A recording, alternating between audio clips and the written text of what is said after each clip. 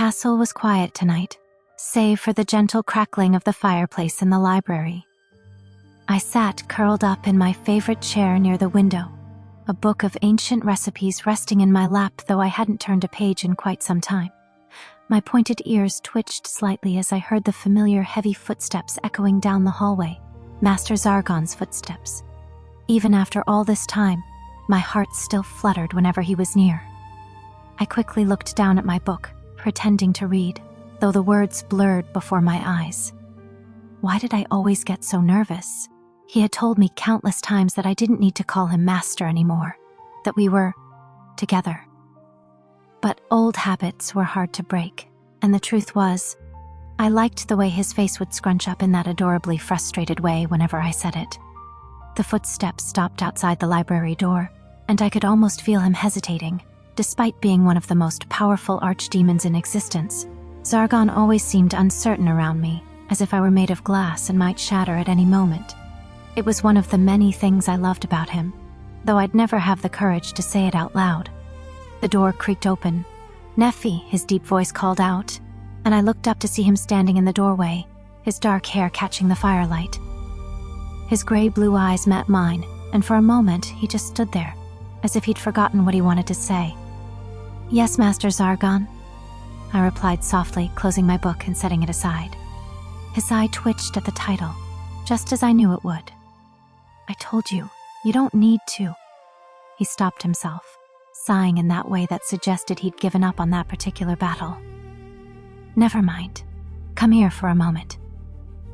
I stood up, smoothing down my dress, a beautiful blue one that Zargon had given me weeks ago, claiming he'd just happened to see it and thought it might suit me.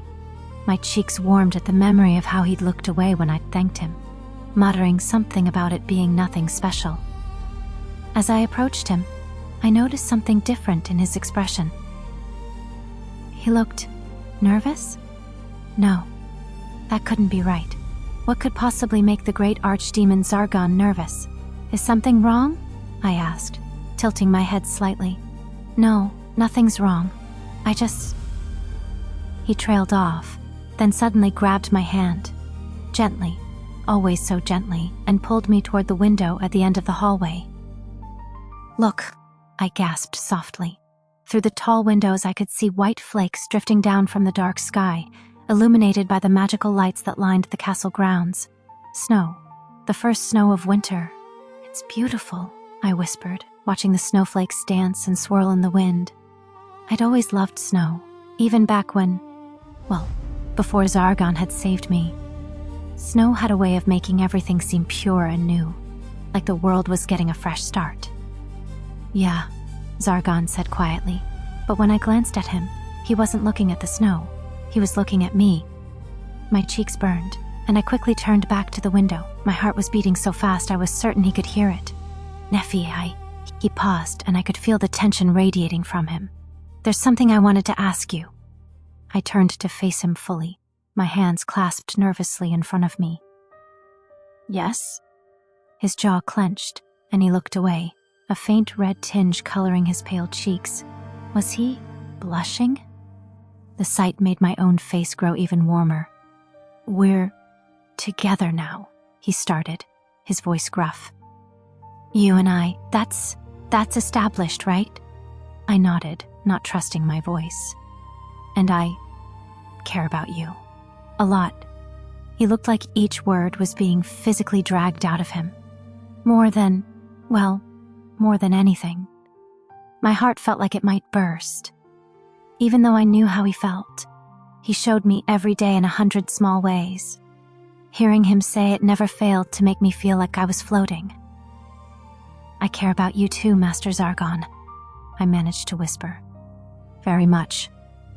He finally met my eyes again, and the intensity in his gaze made my breath catch.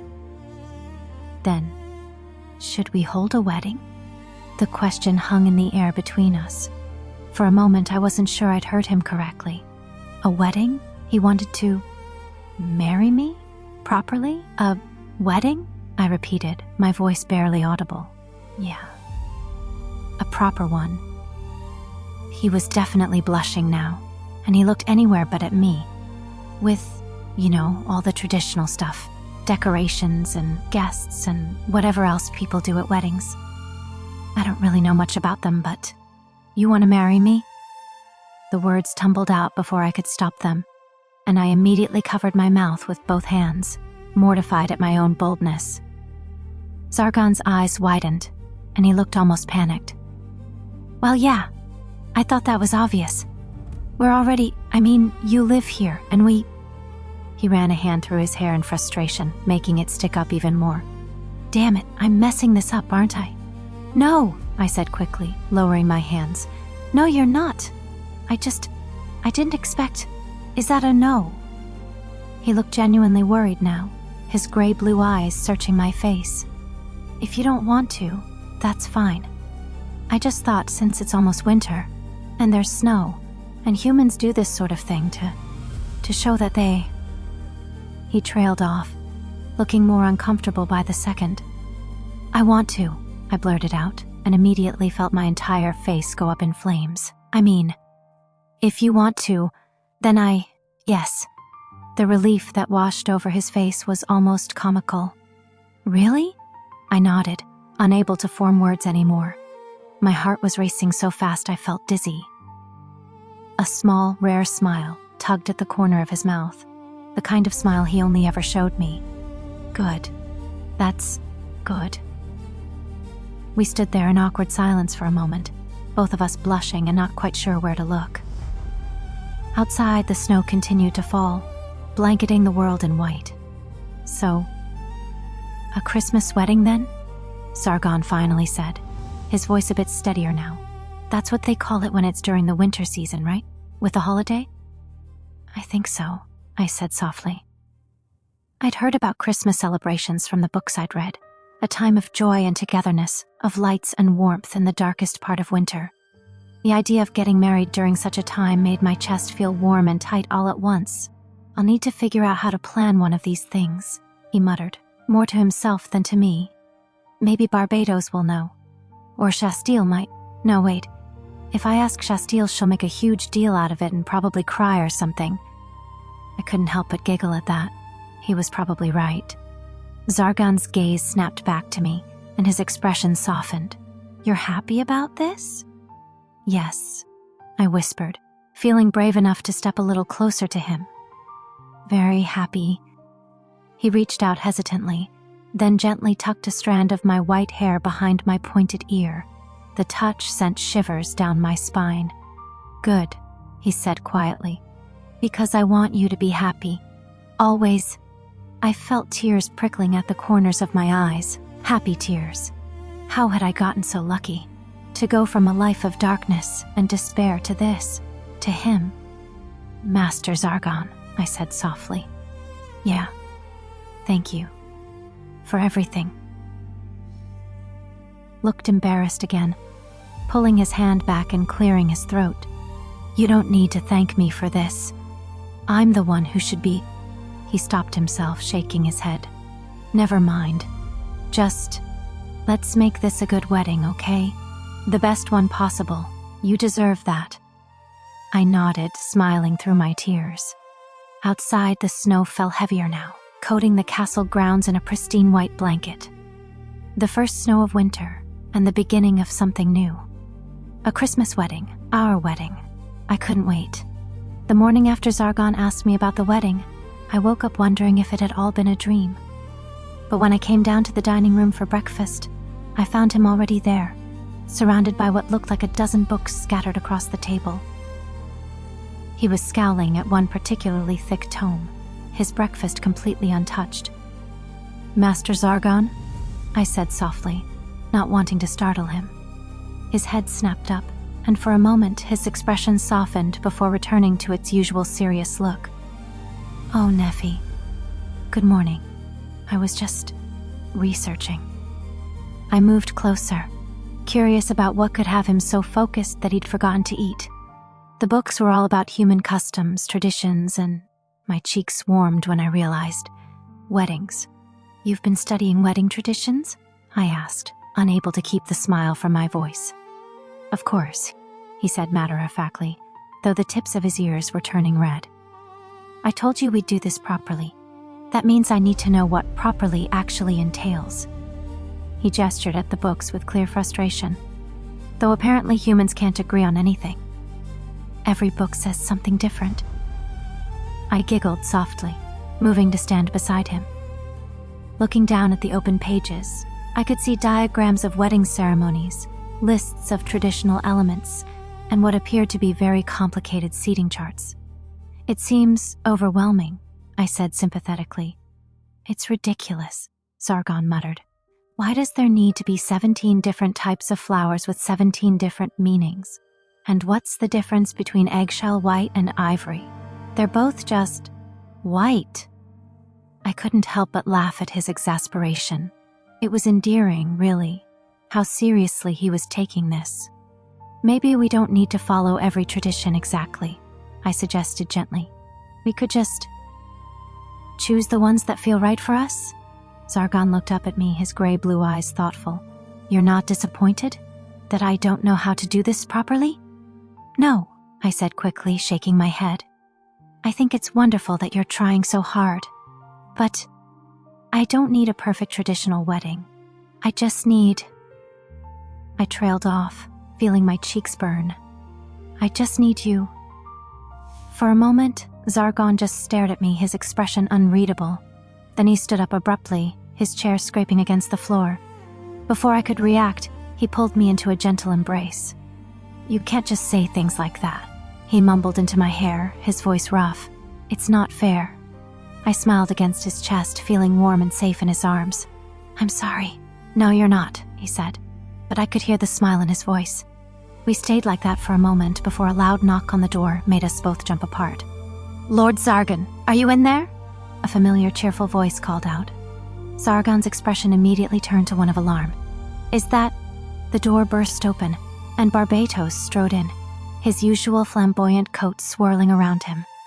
His eyes, hidden behind his unusual appearance, seemed to sparkle with mischief. "Good morning, Lord Zargon. And the lovely Lady Neffi, of course." "Barbatos," Zargon said flatly. "What are you doing here?" "What, I can't visit my favorite archdemon?" Barbatos said with exaggerated hurt. Then his gaze fell on the books scattered across the table, and his grin widened. "Oh?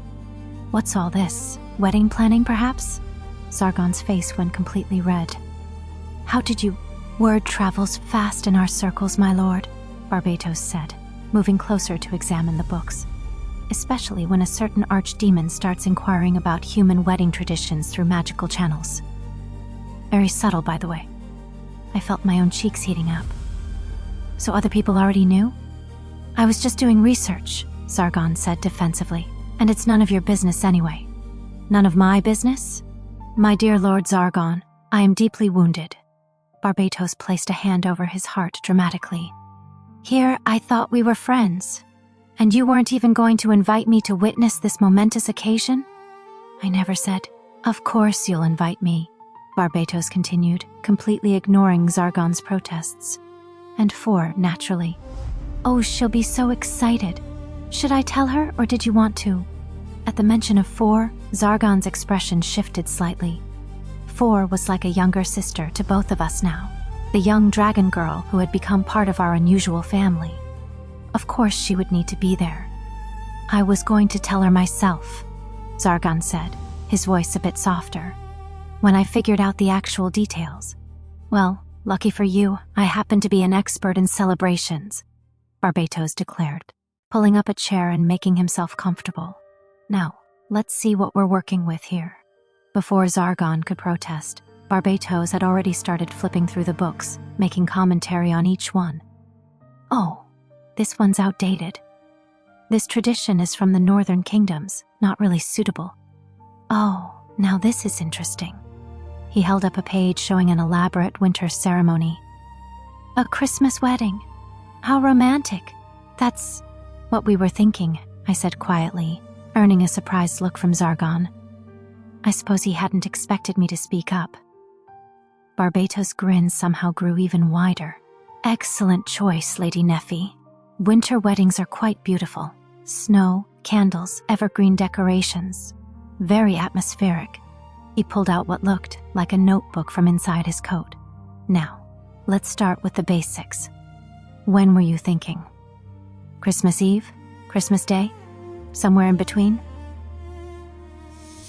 Zargon and I exchanged glances. We hadn't actually discussed the specific date yet. We haven't decided, Zargon admitted reluctantly. No matter. We have time to plan. Christmas is a few weeks away, which is cutting it close, but certainly doable. Barbatos was already scribbling notes. Now, location.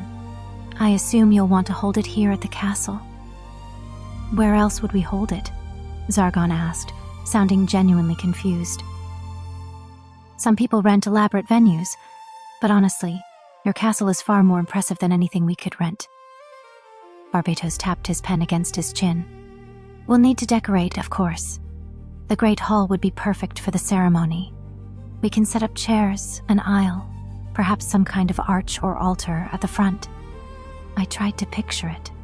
The Great Hall that I cleaned regularly, transformed into a wedding venue, with Christmas decorations and snow falling outside the tall windows.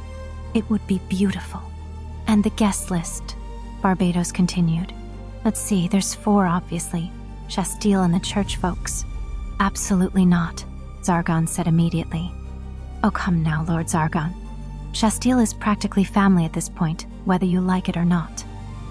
Besides, can you imagine how hurt she'd be if she wasn't invited? Zargon grimaced, clearly imagining exactly that. Fine. But if she brings that annoying priest Manuela, I'm sure she'll be on her best behavior, Barbatos said smoothly. Who else? Raphael, certainly. Gremory. Gremory? Zargon's eyes widened. That crazy. She's mellowed out considerably, Barbatos said.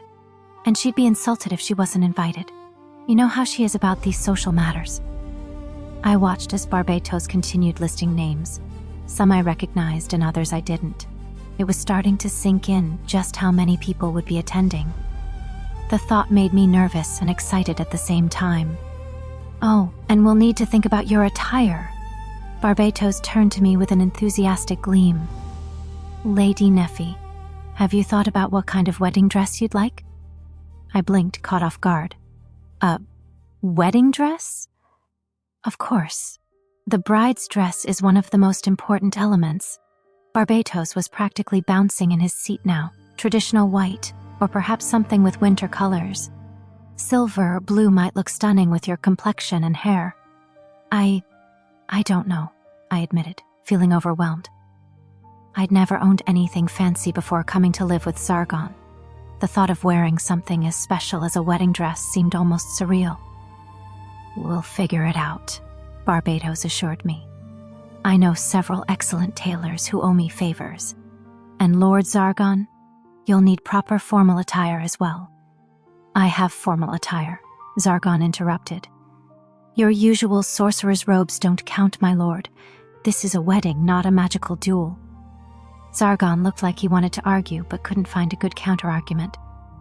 The door opened again, and this time a small figure came rushing in. Papa! Neffi! For's young voice called out as she ran into the room, her dragon wings fluttering behind her. Barbatos said you were here. Are we having a party? Zargon's expression immediately softened when he saw For. Not exactly a party, For. It's, well... He looked at me, seemingly unsure how to explain. I knelt down to For's level, smiling at the young dragon girl. Master Zargon and I are going to have a wedding, I told her gently. It's a special ceremony where 2 people promise to stay together forever. For's eyes widened with excitement. Like in the stories? With pretty dresses and flowers? Yes, like in the stories, I confirmed, my heart warming at her enthusiasm. Can I come? Please, please, please. For looked between Zargon and me with pleading eyes. Of course you can come, Zargon said, reaching down to pat her head. Your family. The word family made my chest feel tight with emotion. Family. Something I never thought I'd have again. Yay!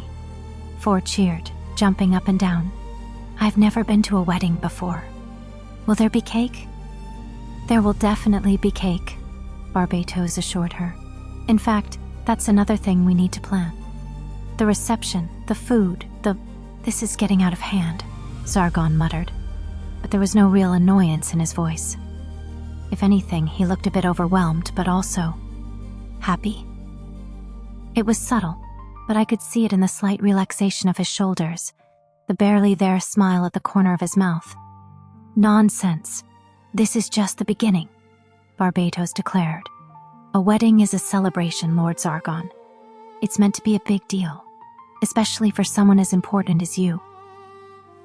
I'm not important, Zargon said automatically.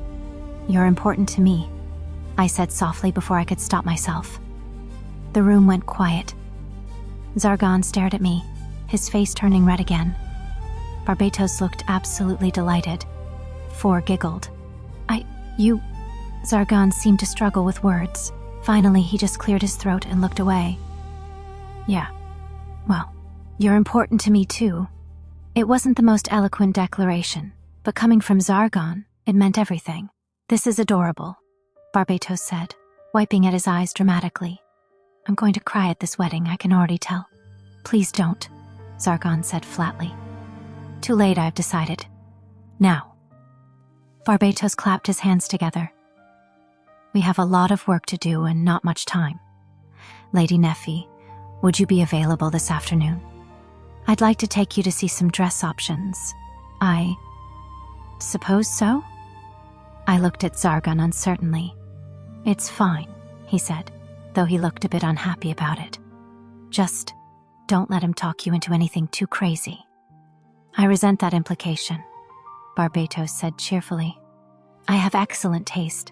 That's what worries me, Zargon muttered, as Barbatos continued to chatter about plans and preparations, with Four adding her own excited suggestions. I found myself smiling. This was really happening. We were really going to have a wedding, surrounded by friends and family. I glanced at Zargon, who was trying to maintain his usual stern expression while Four climbed onto his lap to look at the wedding books. He caught my eye and gave me that small, private smile again, the one that was just for me. Yes, this was really happening, and I couldn't wait.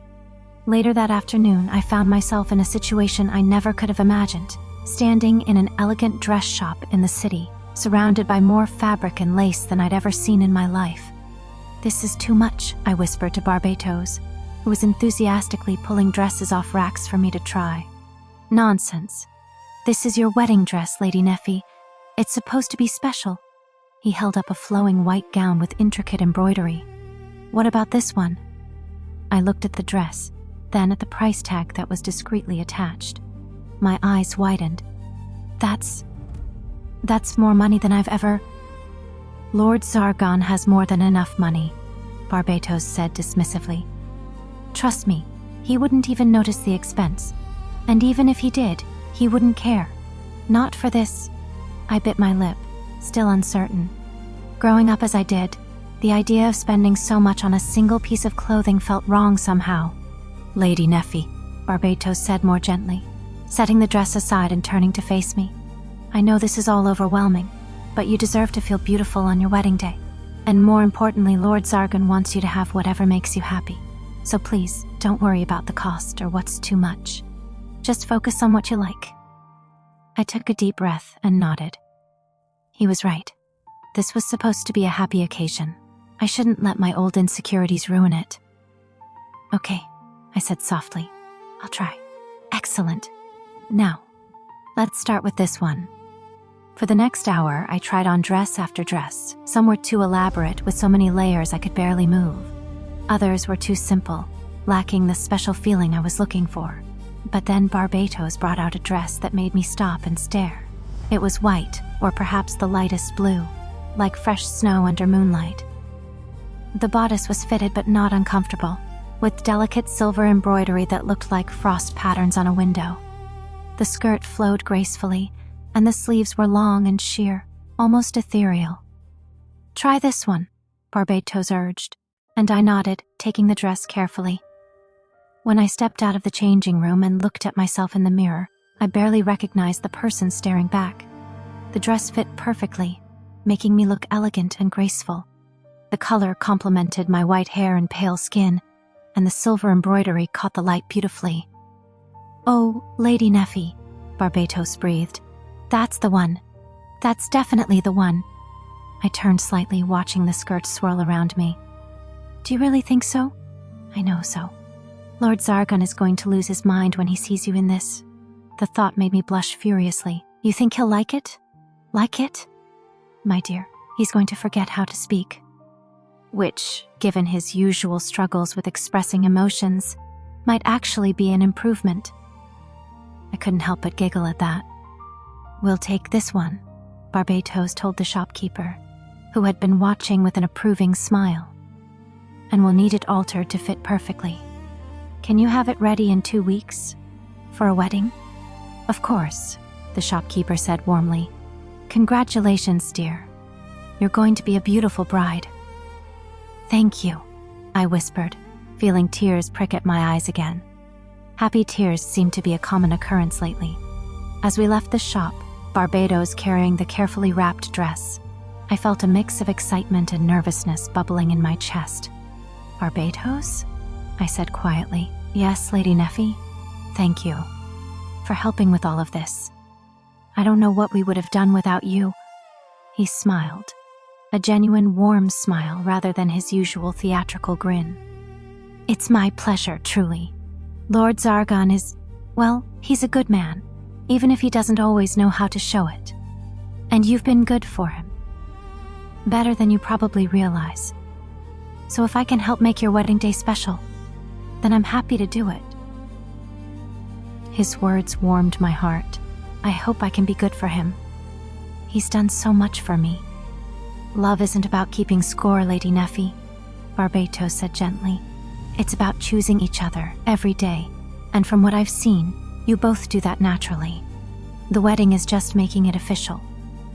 I nodded, clutching my hands together. He was right. Zargon and I had already chosen each other. The wedding was just a way to celebrate that choice, to share it with the people who cared about us. As we walked back toward the castle, snow began to fall again, gentle flakes drifting down from the gray sky. I caught one on my hand and watched it melt against my skin. 2 weeks until Christmas, 2 weeks until the wedding.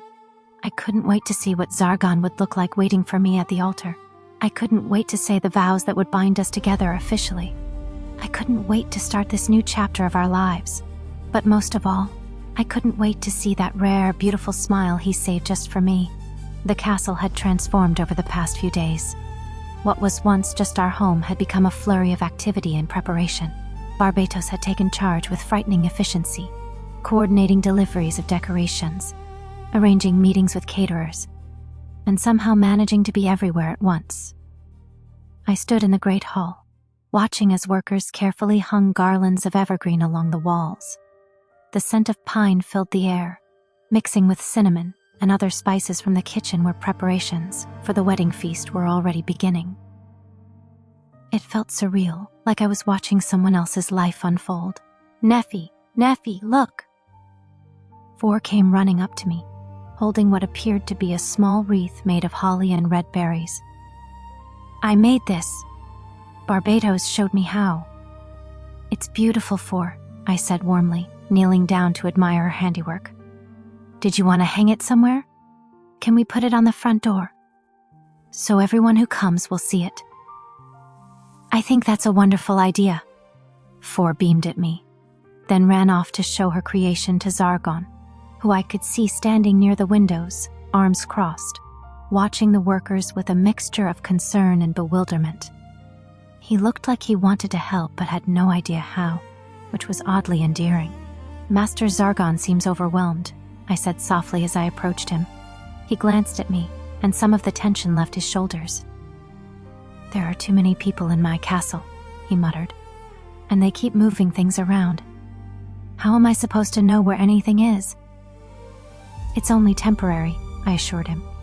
"Once the wedding is over, everything will go back to normal." "Will it, though?" He looked at me with those intense gray-blue eyes. "After this, we'll be married," I finished quietly, feeling my cheeks warm. "Yeah." He was quiet for a moment, then added, "That's good, right? You still want to?" My heart clenched at the uncertainty in his voice. Even now, he worried that I might change my mind. "Of course I do," I said firmly. "Do you?" "Obviously," he said, looking away.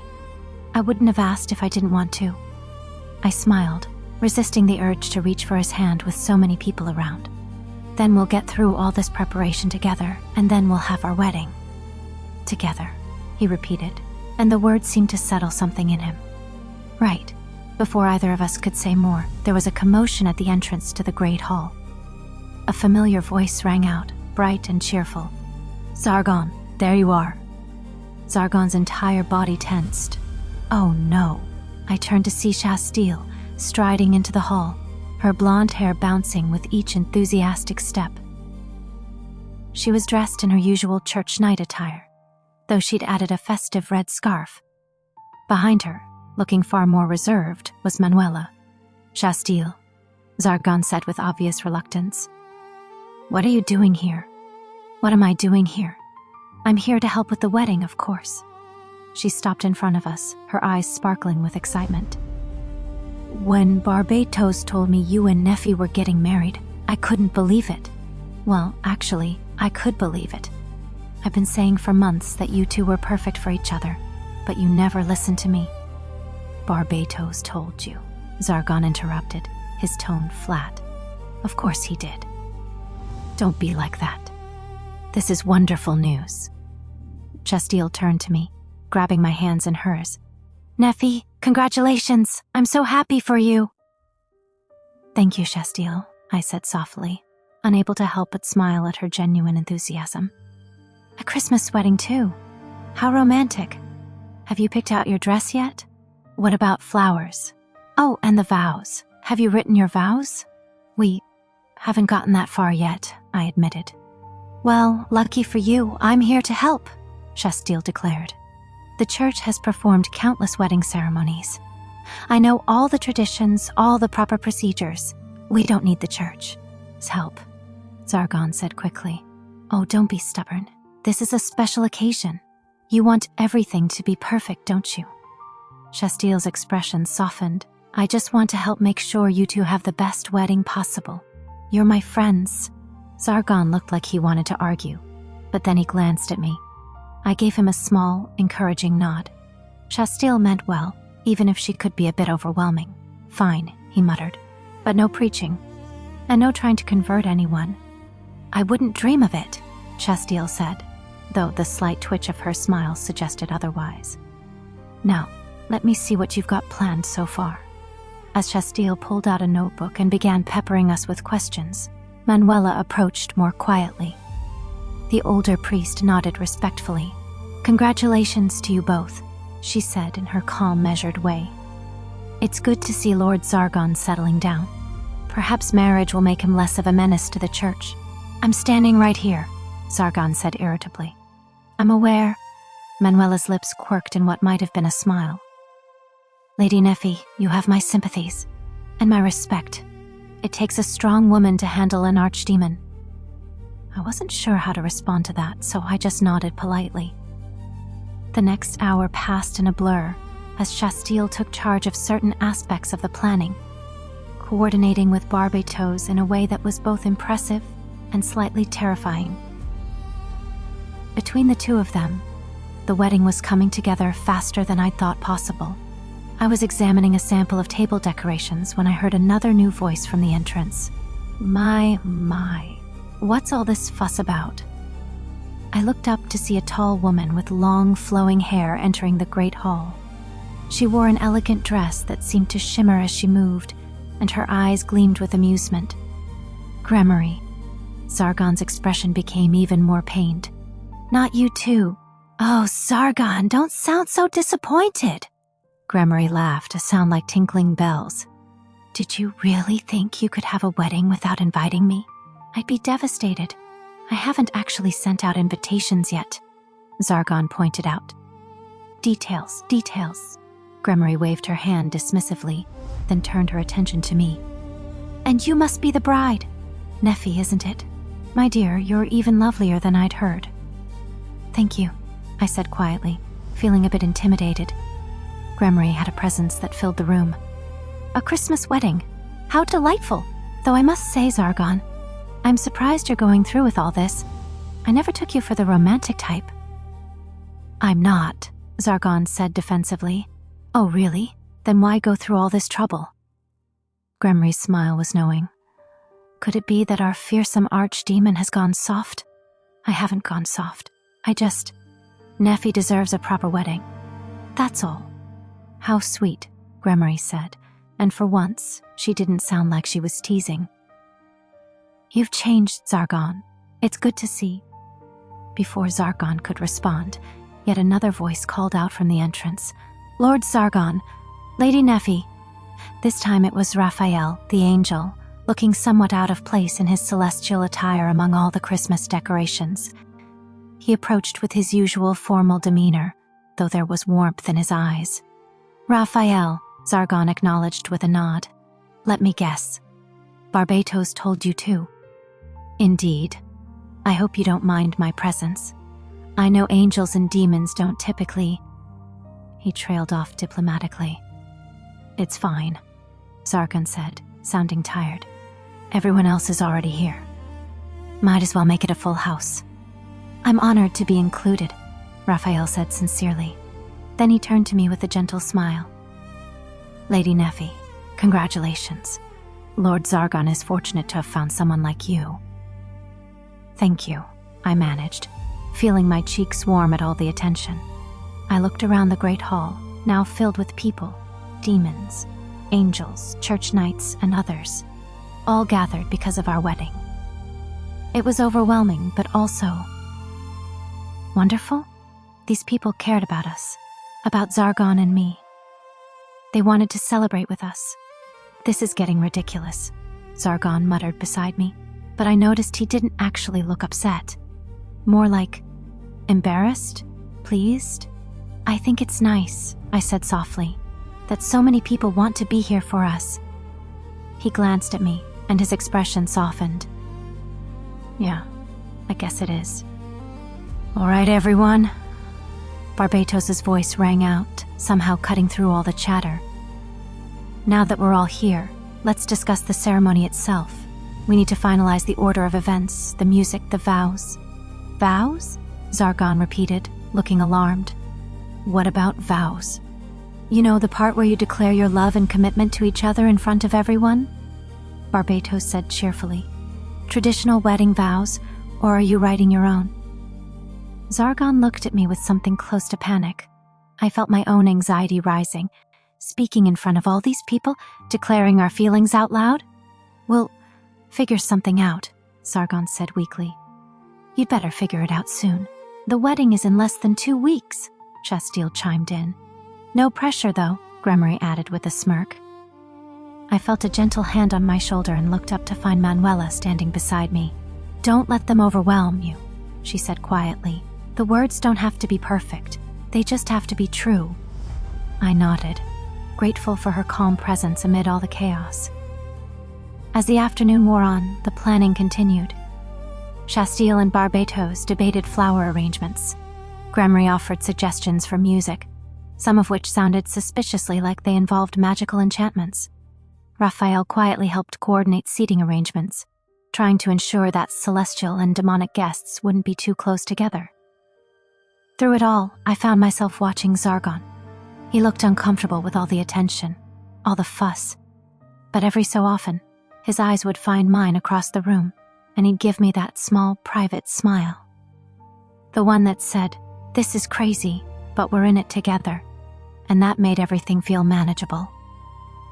Later that evening, after all the guests had finally left and the workers had retired for the day, I found Zargon in his study. He was sitting at his desk, staring at a blank piece of parchment with a quill in his hand. "Master Zargon?" I said softly from the doorway. He looked up and I could see the frustration on his face. "Neffi, I was just trying to work on the vows. How's it going?" "Terrible." He set the quill down with more force than necessary. "How am I supposed to put everything into words? Especially words that I'll have to say in front of all those people?" I moved into the room, closing the door behind me. "What do you want to say?" "That's the problem. I don't know." He ran a hand through his hair. "I'm not good with words, you know that. I can barely tell you how I feel when it's just the two of us. How am I supposed to do it in front of everyone? I walked over to his desk, looking down at the blank parchment. My own anxiety about the vows had been building all day, but seeing Zargon struggle made me want to help him, even if I didn't know how to help myself. Maybe, I started hesitantly, maybe we don't have to say everything, just the most important thing? What's the most important thing? He looked up at me, genuinely asking. I thought about it for a moment. What was the most important thing? There was so much I felt for him, so much I wanted to say. But if I had to choose just one thing, that we choose each other, I said softly. Every day. No matter what. Zargon stared at me for a long moment, then slowly nodded. Yeah. Yeah. He picked up the quill again, and this time, he started writing. I watched as words appeared on the parchment, his handwriting strong and sure now that he knew what he wanted to say. After a few minutes, he set the quill down and looked at what he'd written. It's not fancy, he said, but it's true. Can I see? I asked. He hesitated, then turned the parchment so I could read it.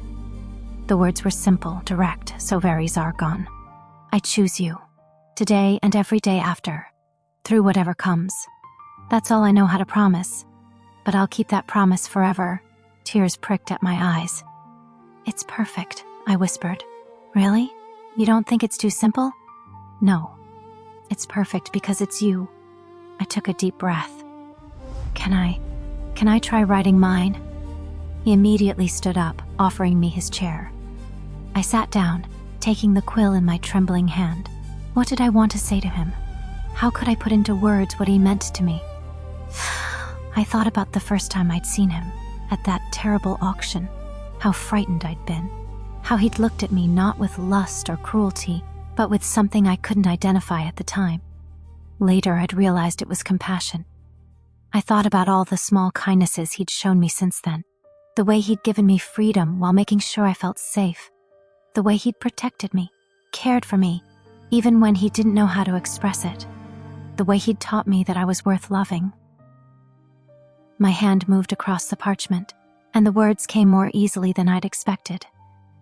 You saved me, not just from darkness, but for light. You taught me that I'm worthy of kindness, of care, of love. I choose you, today and always, because you chose me first, and I'll spend forever being grateful for that choice. I set the quill down and looked at what I'd written. It was honest, maybe too honest. Would it be too emotional to say in front of everyone? Neffi, Zargon's voice was rough. I looked up to find him reading over my shoulder, his eyes suspiciously bright. You can't, is it too much? I asked worriedly. No, he shook his head. It's perfect. You're perfect. Before I could respond, he pulled me up from the chair and into his arms. I wrapped my arms around him, feeling his heart beating against my cheek. 2 more weeks, he murmured into my hair. Then everyone will know, officially, that you're mine and I'm yours. I'm already yours, I whispered. The wedding is just telling everyone else. He pulled back slightly to look at me, and the intensity in his gaze made my breath catch. I love you, he said, the words coming out almost fierce. I don't say it enough, but I do. I love you so much it scares me sometimes. My heart felt like it might burst. I love you too, Master Zargon, more than I ever thought possible. He leaned down, and his lips met mine in a gentle kiss. It was sweet and tender, full of promise and hope. When we finally pulled apart, we were both smiling. A Christmas wedding, he said softly, with all our friends there, saying these vows in front of everyone. He shook his head in disbelief. A year ago, I never would have imagined this. Me neither, I admitted. But I'm so glad it's happening. Me too. We stood there in his study, holding each other as snow fell softly outside the window. In less than 2 weeks, we'd stand before everyone we cared about and make our promises official. We'd start our married life together, surrounded by love and celebration.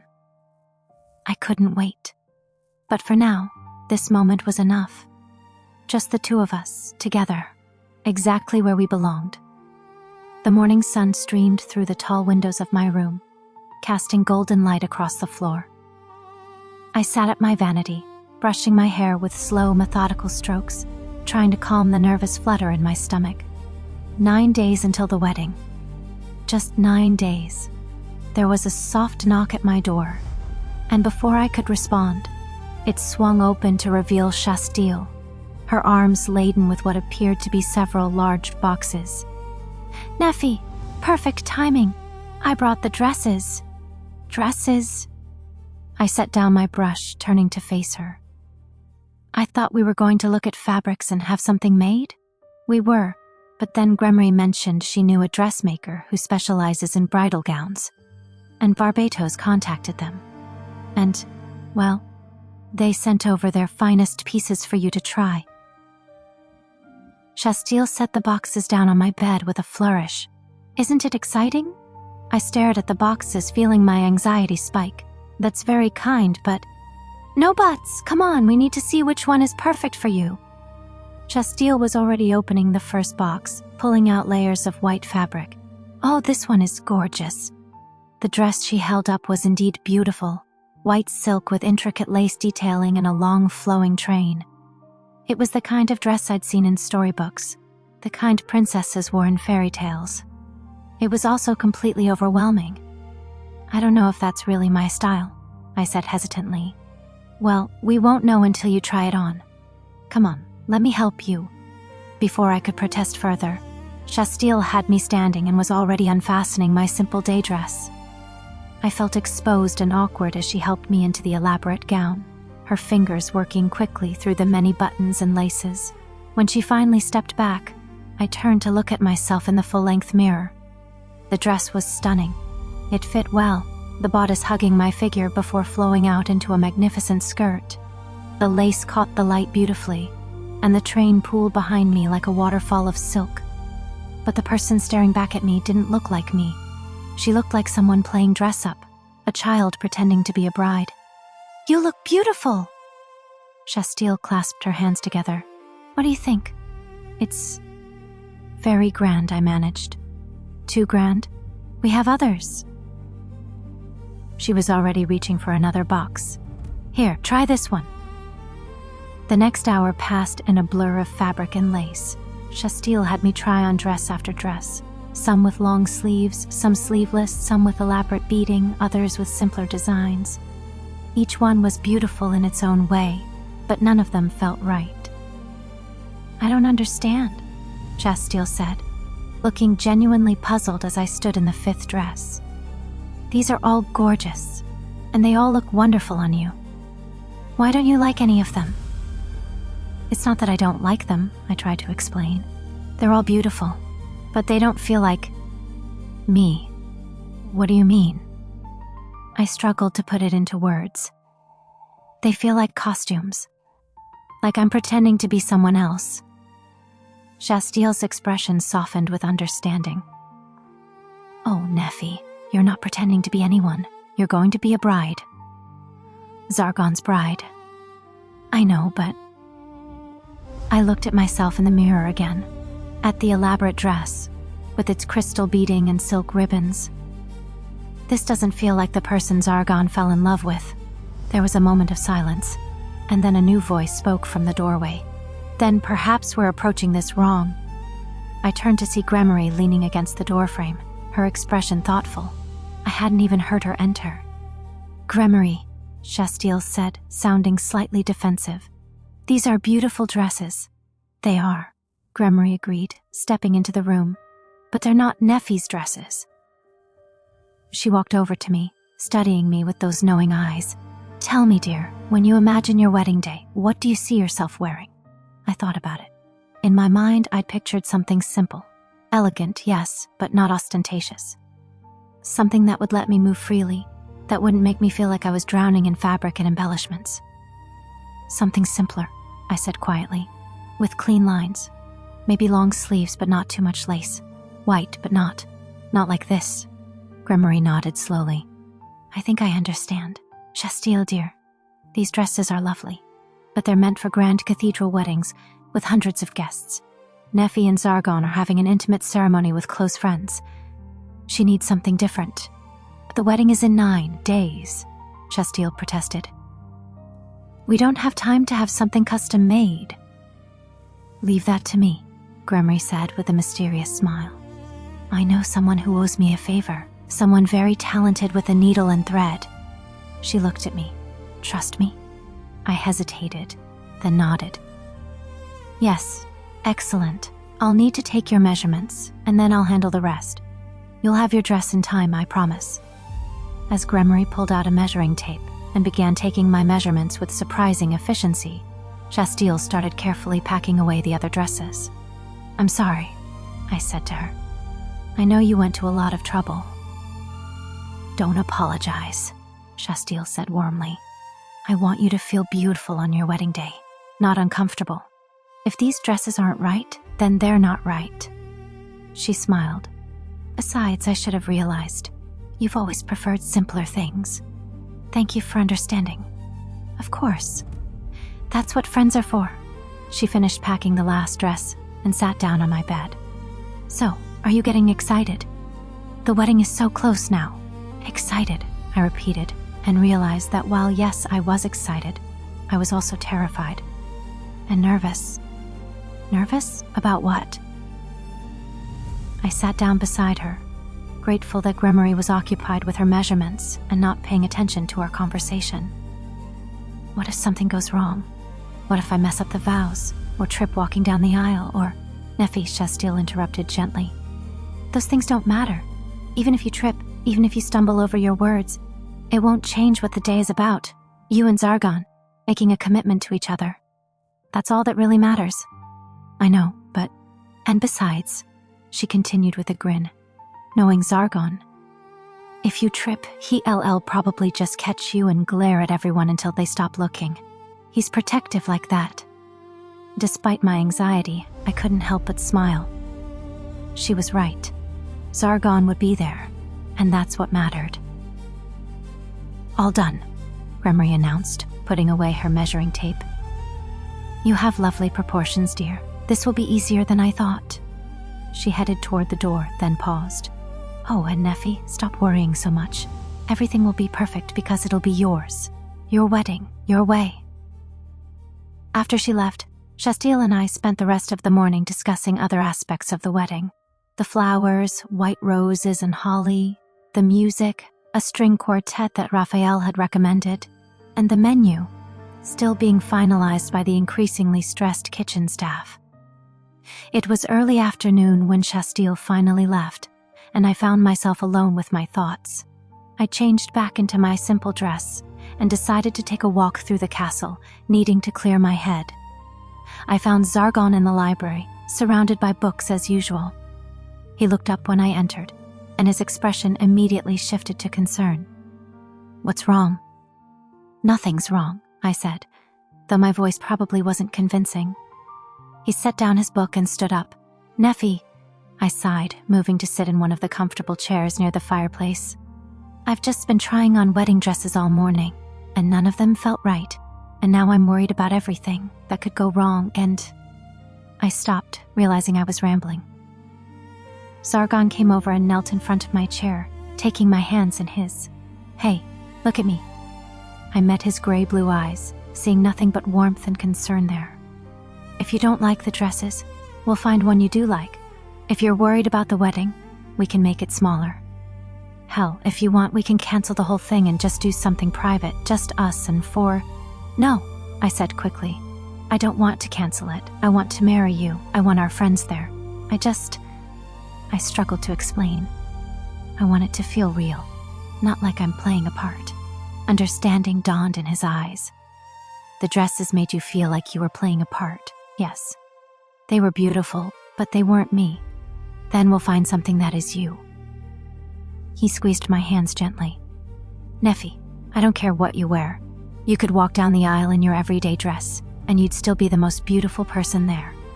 This whole wedding, it's not about impressing anyone. It's about us. Tears pricked at my eyes. How do you always know what to say? I don't. Most of the time I have no idea what I'm doing. He gave me a small, self-deprecating smile. But with you, I say what's true. I leaned forward, resting my forehead against his. I love you. I love you too. He pulled back slightly. Feel better? Yes. Much better. Good. He stood up, pulling me to my feet. Now come on. 4 has been working on something in the garden all morning, and she's very excited to show us. What is it? I have no idea, but knowing 4, it's either going to be adorable or slightly concerning. We made our way to the garden, where we found 4 standing proudly next to what appeared to be a snowman, or rather, a snow dragon. It had a long neck made of stacked snowballs, wings made of branches, and stones for scales. Look, 4 exclaimed when she saw us. I made a snow dragon for the wedding. It's wonderful, 4, I said warmly. Do you think the guests will like it? They'll love it, Zargon assured her. 4 beamed, then ran over to hug both of us. I can't wait for the wedding. You're going to be officially married, and we'll be a real family. We're already a real family, Zargon said, ruffling her hair. I know, but this makes it even more official. She pulled back, looking between us. Can I help with anything else? I want to help. Actually, I said, an idea forming. I could use help deciding on the final flower arrangements. Would you like to come with me tomorrow to look at the samples? Yes, I'll pick the best flowers, 4 declared with absolute confidence. As we stood there in the garden, the 3 of us together with 4 snow dragons standing guard, I felt the anxiety from earlier melting away. Shastiel had been right. Zargon had been right. This wedding wasn't about perfect dresses or flawless execution. It was about this. Our family, our love, our commitment to each other. Everything else was just details. That evening, after 4 had gone to bed, I found myself back in my room, looking out the window at the snow-covered grounds. The castle was quiet, peaceful. In 9 days, it would be filled with guests and celebration. But tonight, it was just us. There was a soft knock at my door. Come in, I called, already knowing who it would be. Zargon entered, closing the door behind him. Couldn't sleep, just thinking. He came to stand beside me at the window.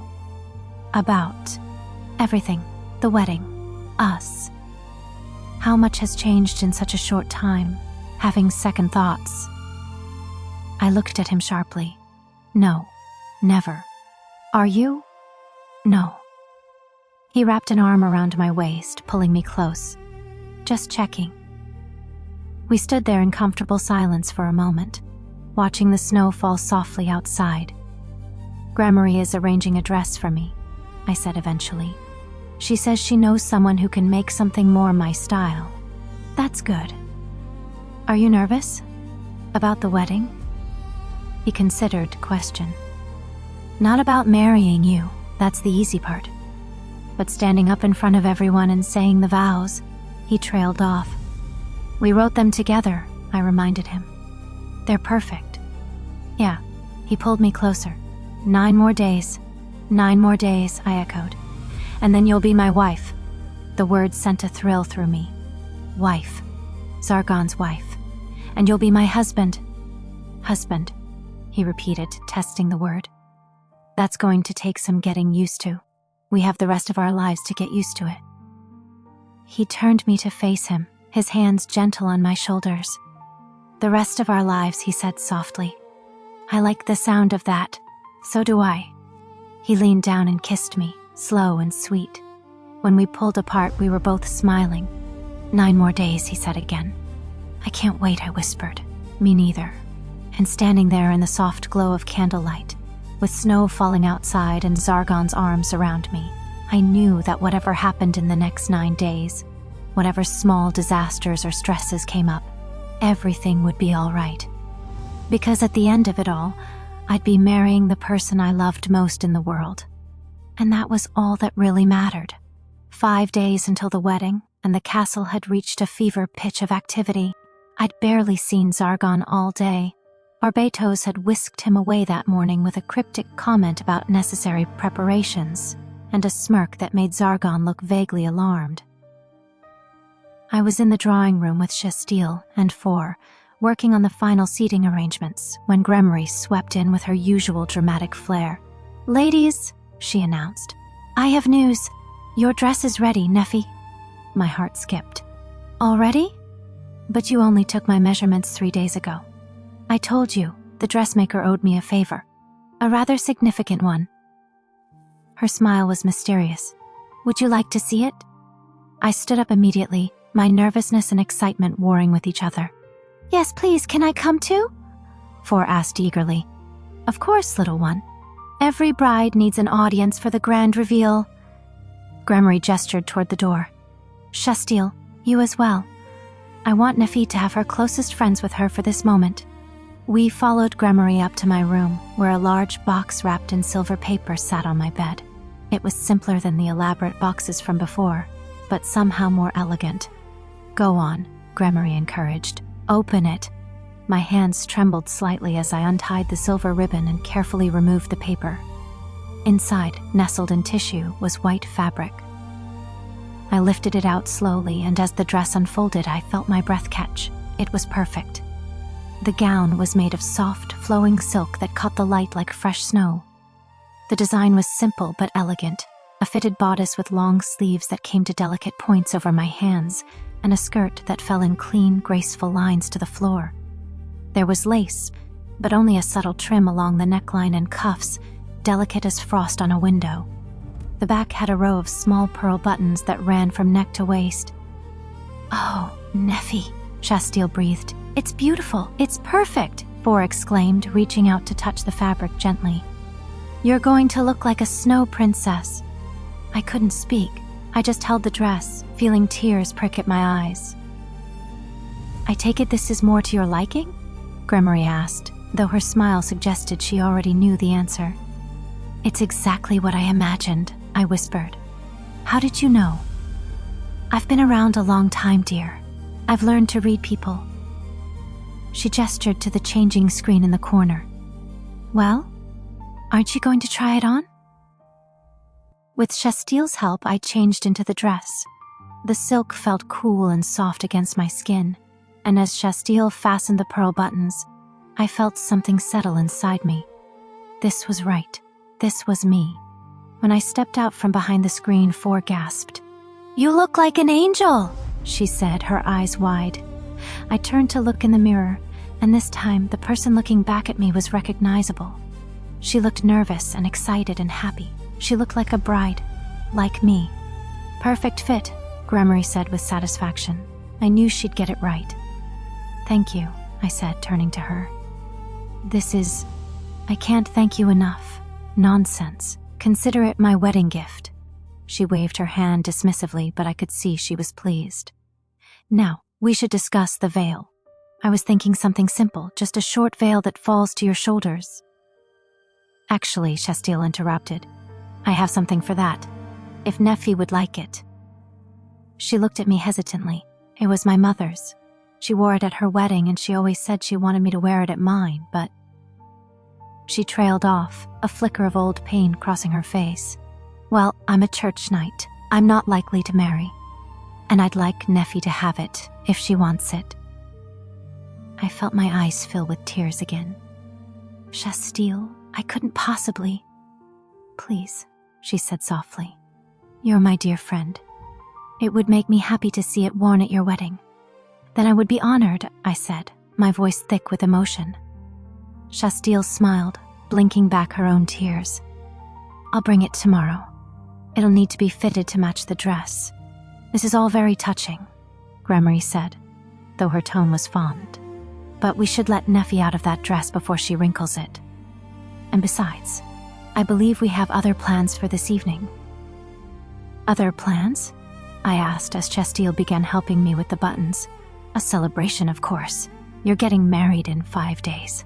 That calls for a proper girls' night." "Girls' night?" Four perked up.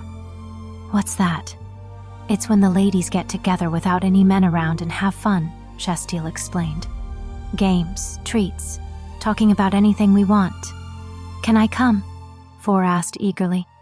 Of course you can, I said warmly. You're one of the girls. 4 beamed with pride. Once I was back in my regular dress, and the wedding gown was carefully hung in my wardrobe, Gremory led us all down to one of the smaller sitting rooms. She'd apparently been busy while we were upstairs. The room had been transformed with comfortable cushions, plates of sweets, and a warm fire crackling in the hearth. When did you have time to set all this up? I asked in amazement. I have my ways, Gremory said mysteriously.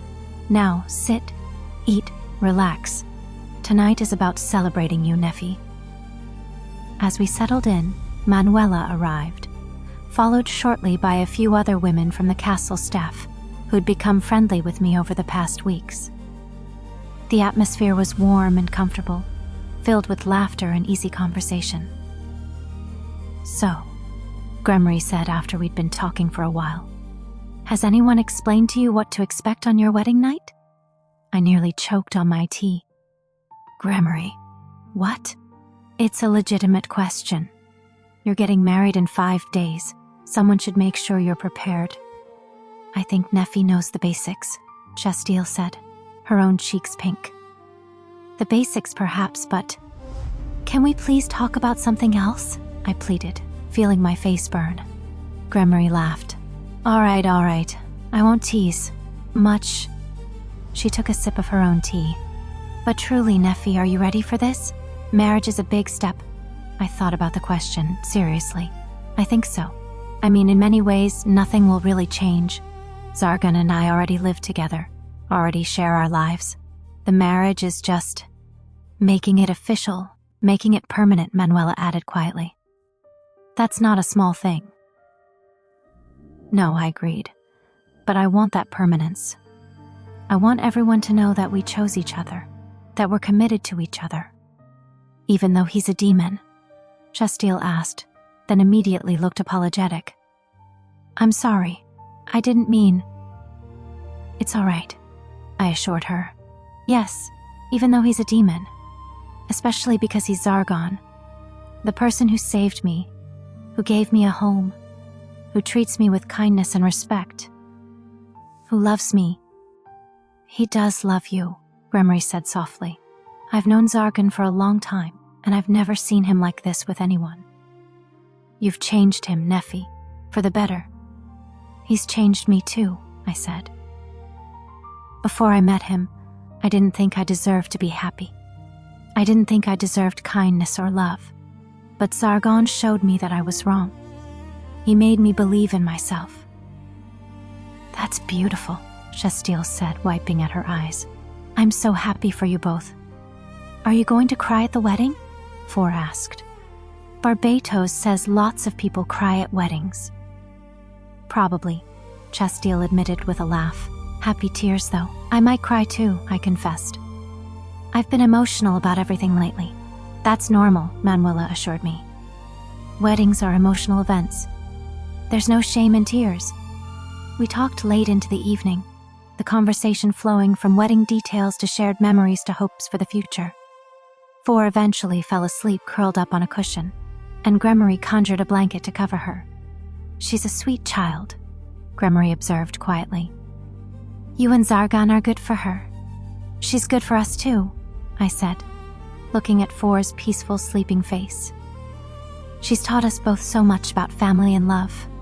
You'll be a wonderful mother someday, Chastile said. The comment made my heart skip. I hadn't really thought about children. The wedding had consumed all my attention. But the idea of having a child with Zargon, of expanding our little family, one step at a time, Gremory said, reading my expression. First the wedding, then you can think about the rest. Right, I agreed. One step at a time. Eventually the gathering began to wind down.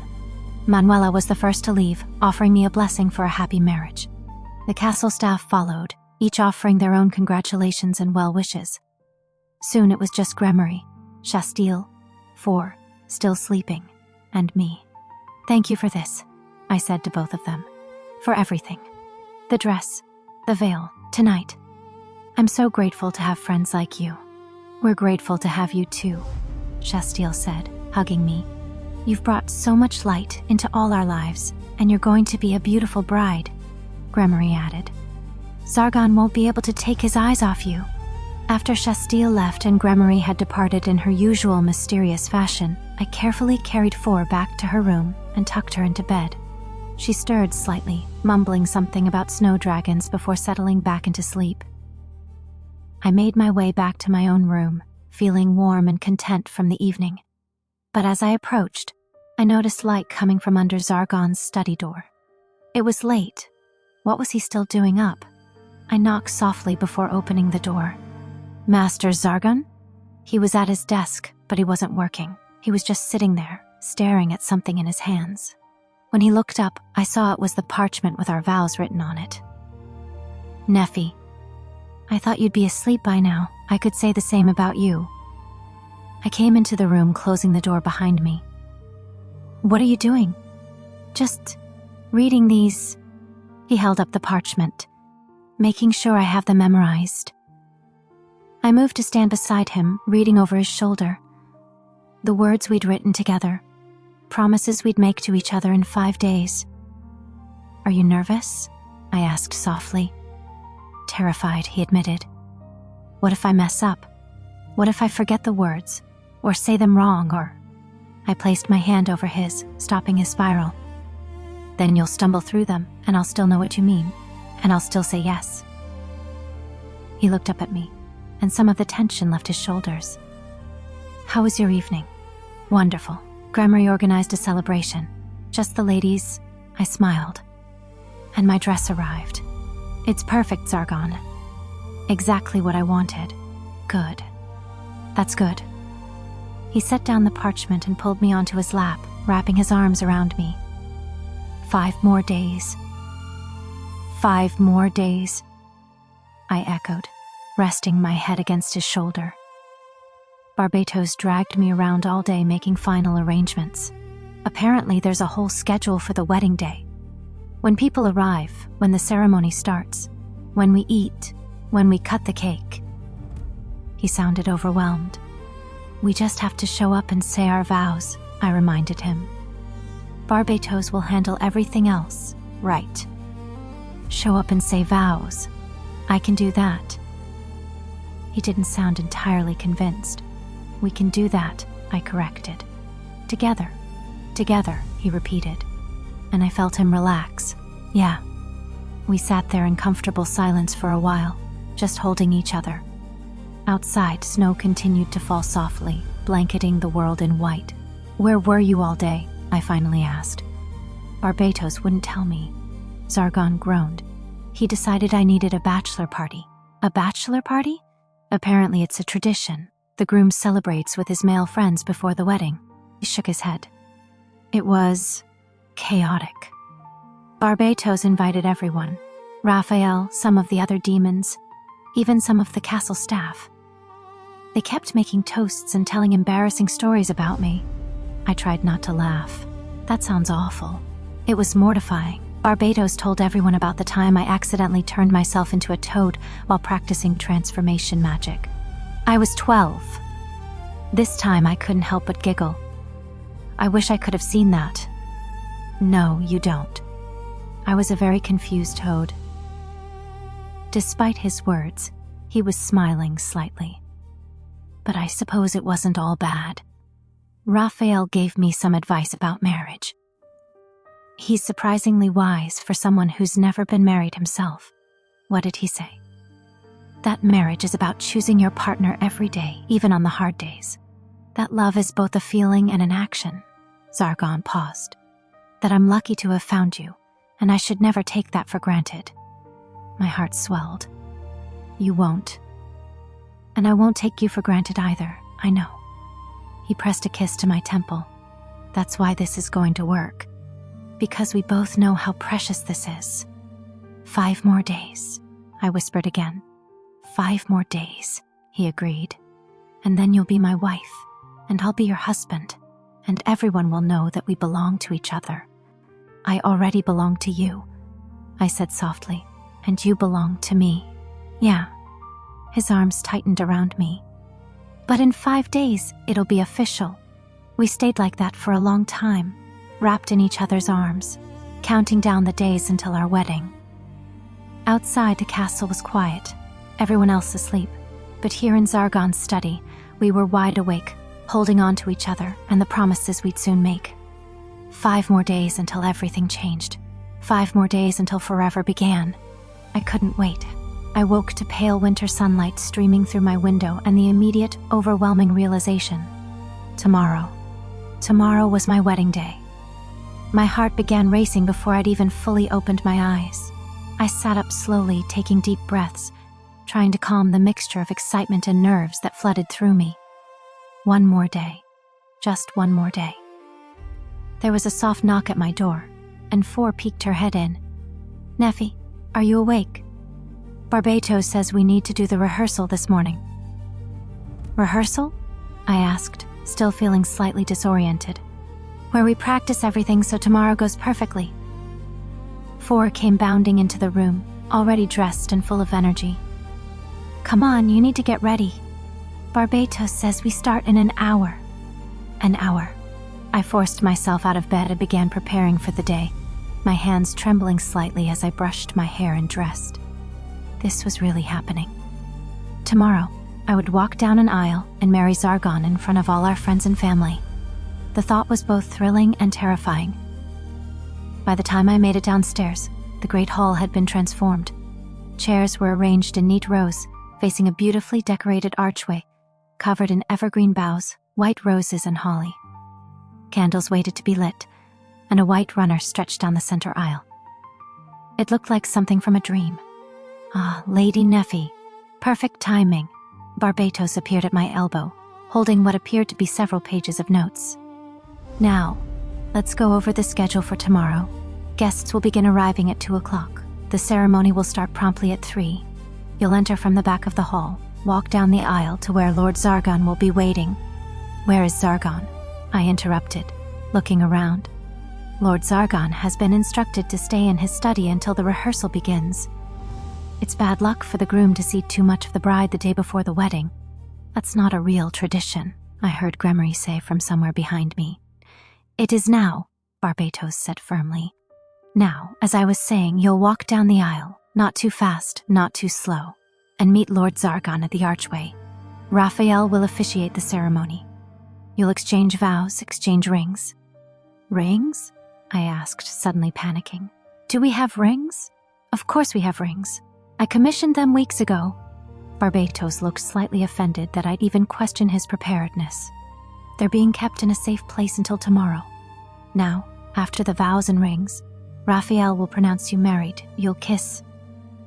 My cheeks heated at the casual mention of kissing in front of everyone. "And then you'll walk back down the aisle together as husband and wife. Following the ceremony, we'll move to the dining hall for the reception.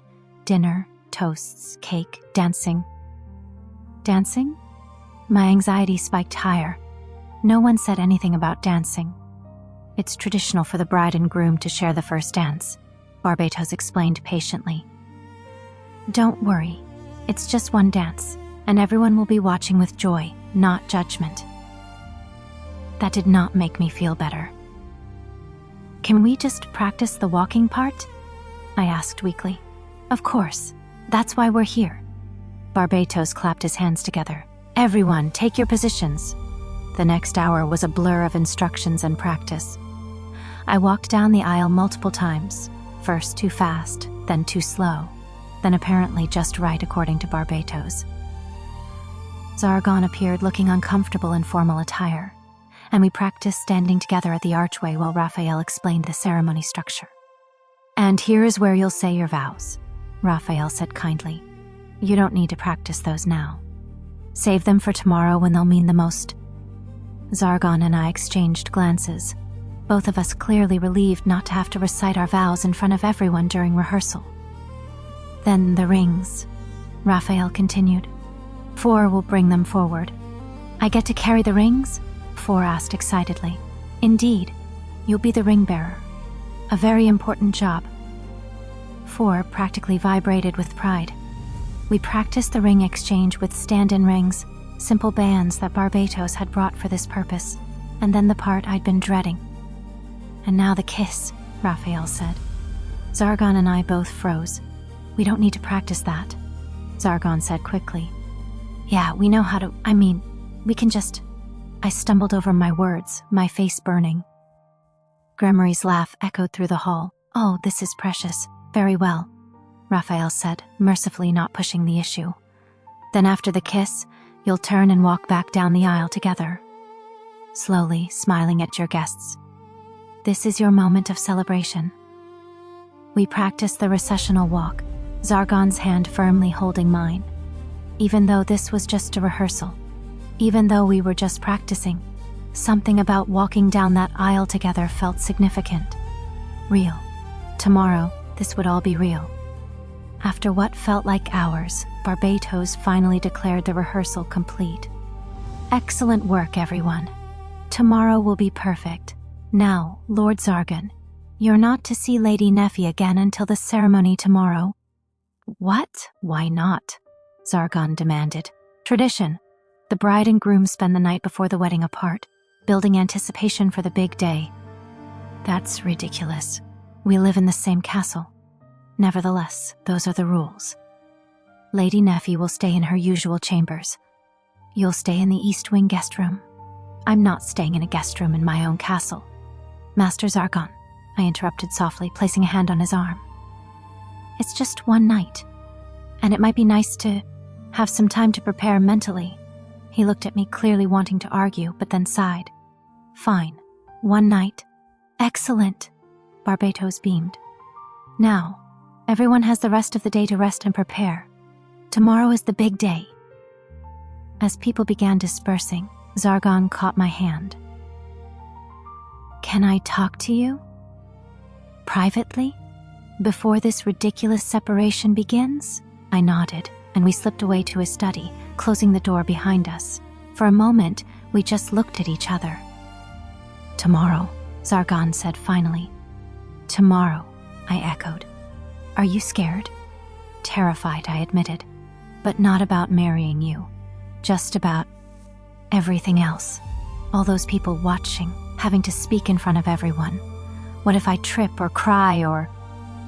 He pulled me into his arms, cutting off my spiral of anxiety. You'll be perfect. Even if you trip or cry or mess up every single word, you'll still be perfect because you'll be you. I pressed my face against his chest, breathing in his familiar scent. I'm going to miss you tonight. It's just one night. We've spent nights apart before. I know, but this is different. Tomorrow everything changes. Everything already changed, he said softly. The moment I met you, the moment I realized I loved you. Tomorrow is just making it official. I pulled back to look at him. When did you realize that you loved me? He was quiet for a moment, thinking. I don't know if there was one moment. It was gradual, like snow accumulating. Each small moment, each conversation, each smile you gave me, they all added up until suddenly I was buried in it, and I couldn't imagine my life without you. Tears pricked at my eyes. That's beautiful. Don't cry. You'll make me feel like I said something wrong. These are happy tears, I assured him. I love you so much. I love you too. He cupped my face in his hands, his thumbs gently wiping away the tears that had escaped. Tomorrow, I get to tell everyone that. Tomorrow, everyone will know that you're mine and I'm yours. Forever, I whispered. Forever, he agreed, and then he kissed me. It was a soft kiss, sweet and full of promise. When we pulled apart, we were both smiling. I should go, I said reluctantly, before Barbatos comes looking for us. Yeah, but he didn't let go of my hand. Neffi, yes? Thank you. For saying yes. For choosing me. For everything. Thank you for asking. For choosing me first. I squeezed his hand. I'll see you tomorrow. At the altar, he repeated. I'll be the nervous-looking demon in formal attire. I laughed despite my own nerves. And I'll be the terrified elf in white. The beautiful terrified elf in white, he corrected. One more kiss, and then I forced myself to leave before I lost my nerve. As I walked back to my chambers, I felt oddly unmoored.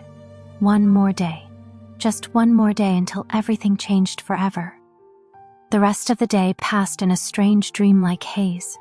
Shastile arrived with her mother's veil, and we spent time carefully attaching it to a simple comb that would hold it in my hair. The veil was beautiful, delicate lace that fell to my shoulders just as Gremory had suggested. "My mother would have loved you," Shastile said softly as we worked. "She always said that the best marriages were built on friendship and respect, not just passion. You and Zargon have that. Did your parents have a happy marriage?" I asked. "Very happy. They loved each other deeply." A shadow crossed her face. "They died when I was young. A demon attack on our village." "Oh, Shastile, I'm so sorry. It's all right.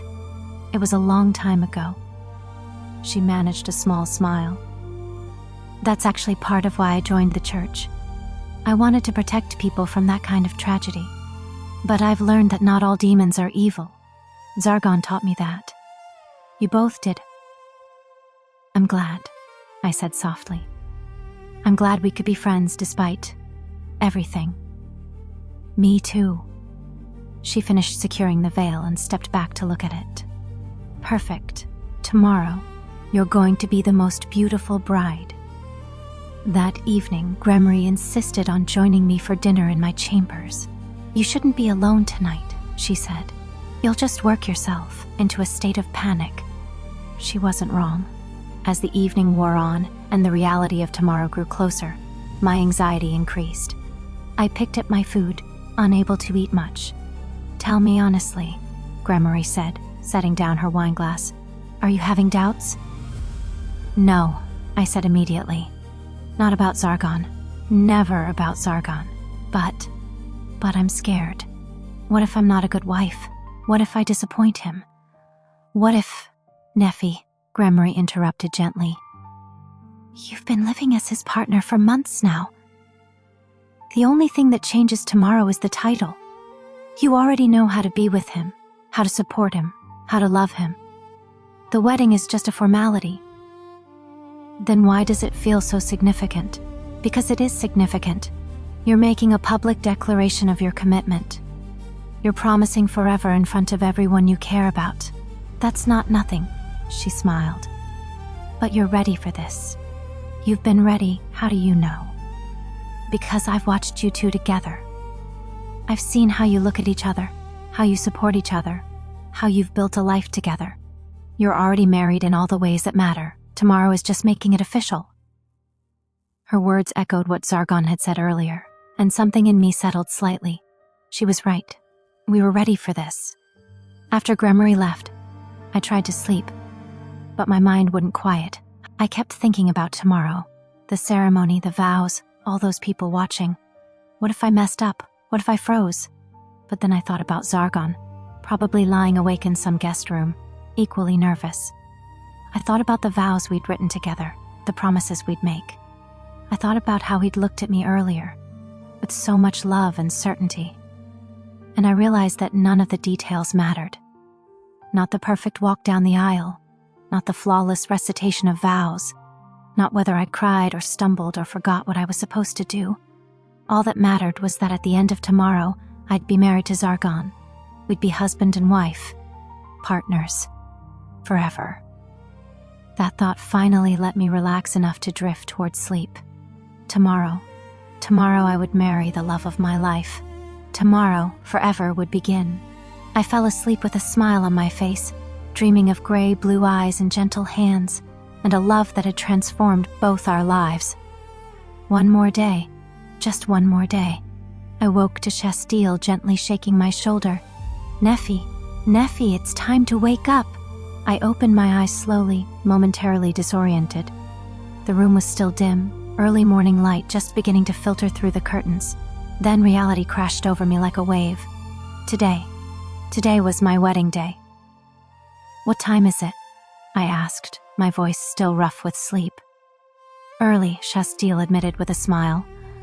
"But Barbatos has a whole schedule planned, and apparently we need hours to get you ready." I sat up, my heart already beginning to race. Hours. Hair, makeup, getting into the dress. It all takes time. Plus, you need to eat something. Barbados was very insistent that you eat a proper breakfast. As if on cue, there was a knock at the door, and several castle staff entered carrying trays of food. The scent of fresh bread and tea filled the room, and despite my nerves, my stomach rumbled. "See? Your body knows what it needs," Shastile said, guiding me to the small table by the window. "Eat. You'll need your strength for today." I managed to eat some bread and fruit, though my stomach was doing nervous flips. Outside, I could see the castle grounds covered in fresh snow that had fallen overnight. Everything looked pristine and magical, like the world had dressed itself up for the occasion. "It's beautiful," I murmured. "A perfect day for a wedding," Shastile agreed. "Finish eating. We have work to do." The next few hours passed in a blur. Gremory arrived to help with my hair, styling it in an elegant arrangement that was both sophisticated and natural. Manuela appeared with a small silver necklace. "Something borrowed," she said, fastening it around my neck. It was my grandmother's. She wore it at her wedding, and her marriage lasted 53 years. "I can't accept this," I protested. "You're not accepting it, you're borrowing it," Manuela said firmly. "You'll give it back after the ceremony. But it's good luck." Shastile produced a small handkerchief embroidered with blue thread. "Something blue. I made it myself. Well, I tried to. The embroidery isn't very good, but..." "It's perfect," I said, taking it carefully. The stitching was indeed a bit uneven, but that made it even more precious. "Something old is my mother's veil," Shastile continued. "And something new is your dress. See? All the traditions covered." Four burst into the room, already dressed in her own special outfit for the ceremony. A lovely dress in deep green that Gremory had commissioned for her. "Neffi, everyone's starting to arrive. There are so many people." My anxiety spiked. "Already?" "It's past 1 o'clock, Gremory said calmly.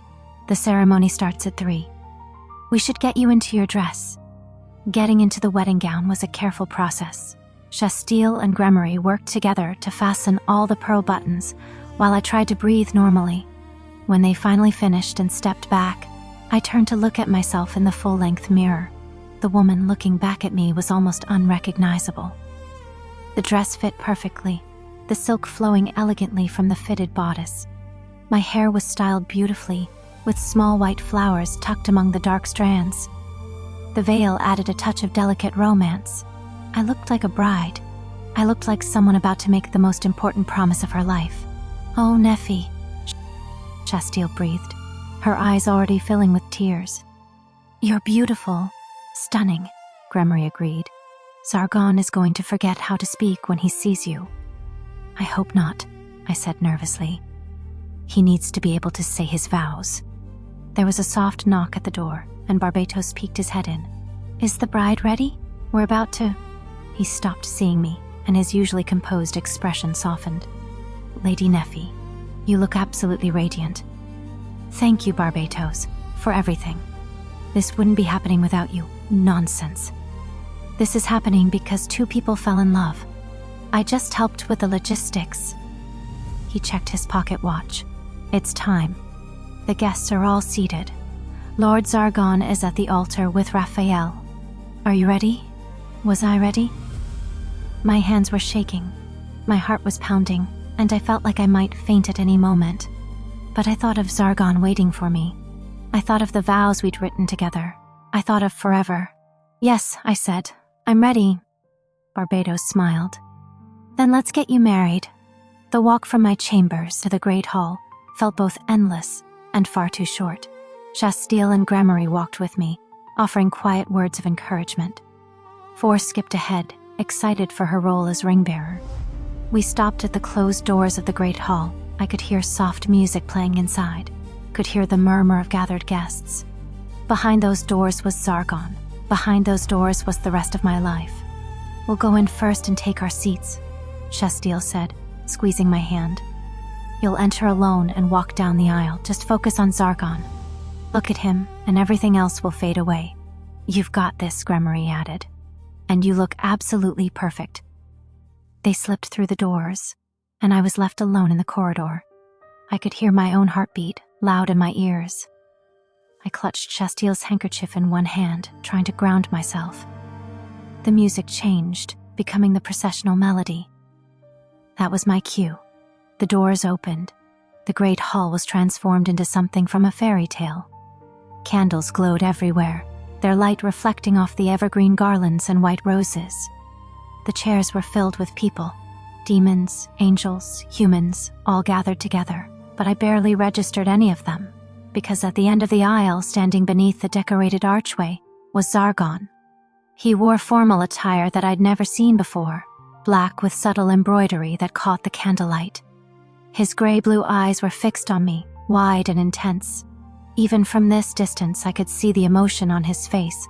Awe, love, nervousness, joy, all mixed together. I started walking. Shastiel had been right. Once I focused on Zargon, everything else faded.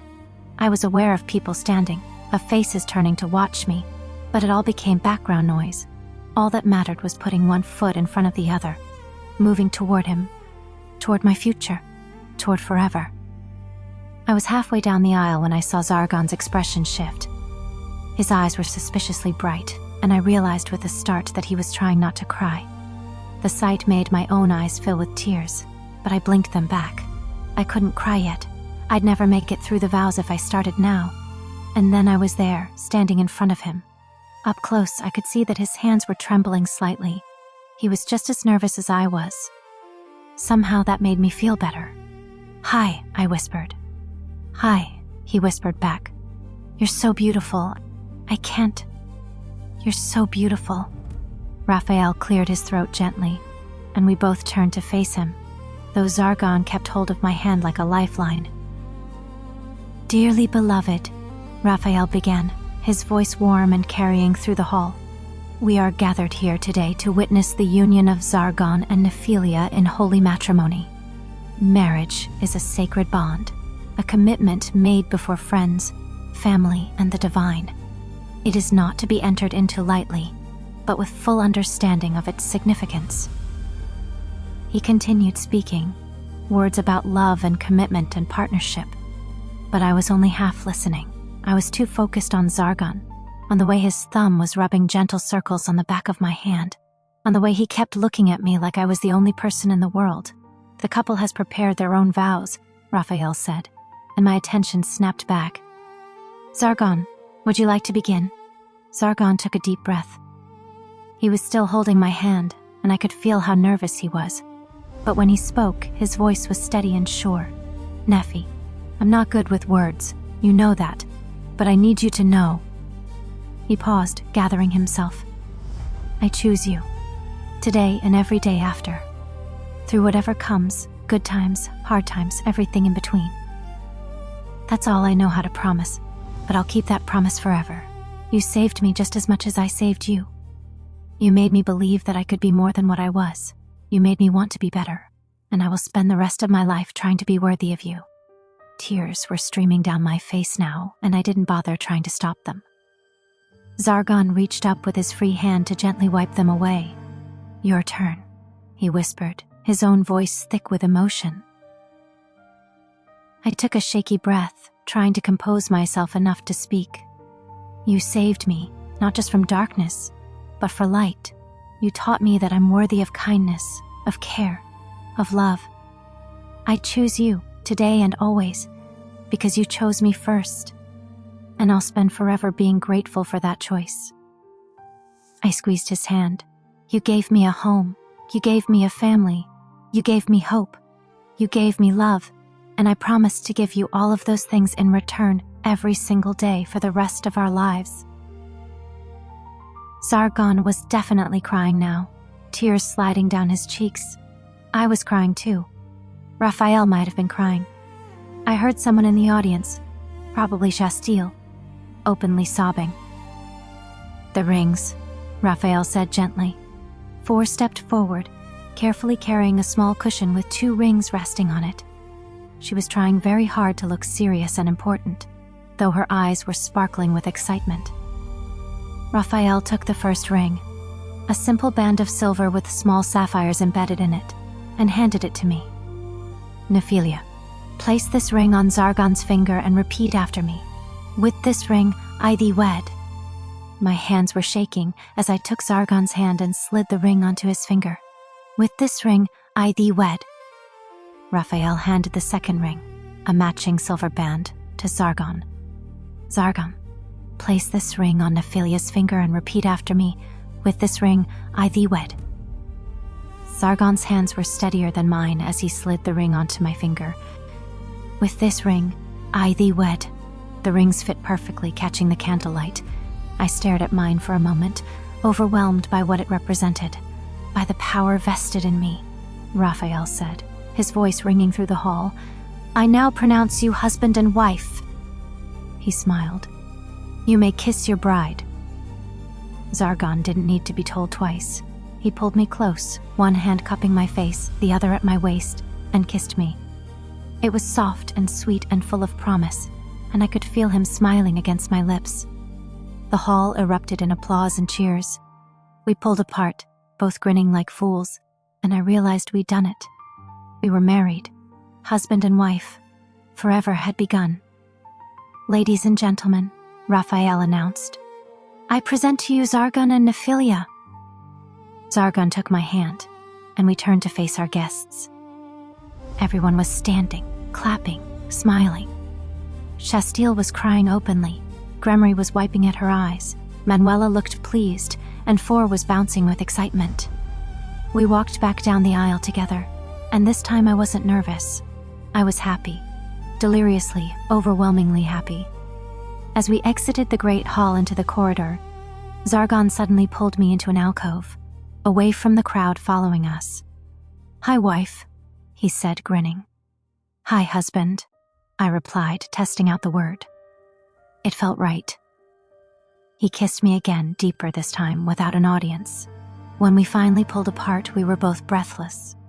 We did it, he murmured. We're actually married. We're actually married, I echoed, laughing through my happy tears. I love you so much. I love you too. Ahem. Barbatos appeared at the entrance to the alcove. As much as I hate to interrupt, we have a reception to attend. Guests are waiting. Zargon groaned but didn't let go of my hand. Fine, let's go be social. The reception was held in the dining hall, which had been decorated just as beautifully as the ceremony space. Long tables were laden with food. A magnificent cake stood on a special table, and music played softly in the background. The next few hours were a whirlwind. We ate, we listened to toasts. Barbatos was eloquent. Gremory's was teasing. Shastiel's was tearful, and Four's was adorable. We cut the cake, which was delicious, and we accepted congratulations from what felt like hundreds of people. And then it was time for the first dance. I don't know how to dance, Zargon muttered as we took our positions on the cleared floor. Neither do I admitted. We'll figure it out together. The music started, a slow, romantic melody, and Zargon put one hand on my waist, taking my hand with his other. We began to move, slowly, carefully. We weren't graceful, and we definitely weren't following any particular dance steps, but we were together. Everyone's watching, Zargon said quietly. I know, but only see you. He smiled, pulling me a little closer. Good answer. We swayed together as the music played, and gradually other couples joined us on the floor. Shastiel danced with Raphael. Gremory swept Barbatos into a dramatic waltz. Even Four was dancing, spinning in circles by herself with pure joy. This is perfect, I whispered to Zargon. Yeah, he agreed, looking around at all our friends celebrating with us. It really is. As the evening wore on, I found myself standing by one of the windows, taking a moment to breathe and process everything. The reception was still in full swing behind me, but I needed just a moment of quiet. There you are, Zargon appeared beside me, handing me a glass of water. You okay? More than okay. I'm just taking it all in. I looked at the ring on my finger, still marveling at it. We're married. We're married, he confirmed, wrapping an arm around my waist. How does it feel? Right, I said simply. It feels right. We stood there together, watching the snow fall softly outside, while behind us, our friends and family celebrated our union. This was what happiness felt like. This was what home felt like. This was what forever felt like. Ready to go back? Zargon asked eventually. In a minute. I leaned into him, savoring the moment. I just want to remember this, all of it. We have the rest of our lives to make memories, he reminded me. I know. But this day is special. Yeah, he agreed softly. It really is. Eventually, we returned to the celebration. We danced more, ate cake, laughed with our friends. As the night grew late, guests began to leave, each offering final congratulations and well wishes. Finally, it was just our small family, Zargon, me, Four, and Barbatos, who was overseeing the cleanup with his usual efficiency. Can I stay up a little longer? Four asked, trying to stifle a yawn. You're exhausted, Zargon said, but his tone was gentle. Time for bed, but it's a special day. It is, I agreed, and tomorrow will be special too. And the day after that, because we're a family now, officially. We were already a family, Four pointed out. You're right, but now everyone knows it. I knelt down to her level. Thank you for being such a wonderful ring bearer today. You did perfectly. Four beamed with pride, then hugged me tightly. I'm so happy you and Zargon got married. Now you'll be together forever. Forever, I agreed, my heart full. After Four had been tucked into bed, Zargon and I finally returned to our chambers.